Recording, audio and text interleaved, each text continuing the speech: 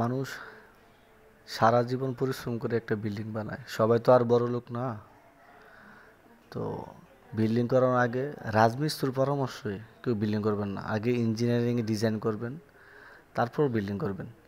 বিশেষ করে কোনো কিছু বড় ঢালাই, এই যে ছাদ ঢালাই বেস ঢালাই, এগুলো আগে অবশ্যই ভালো ইঞ্জিনিয়ার দ্বারা চেক আপ করে তারপর ঢালাইটা করবেন, নয়তো আপনার সারা জীবনে টাকা পয়সা সব জলে যাবে।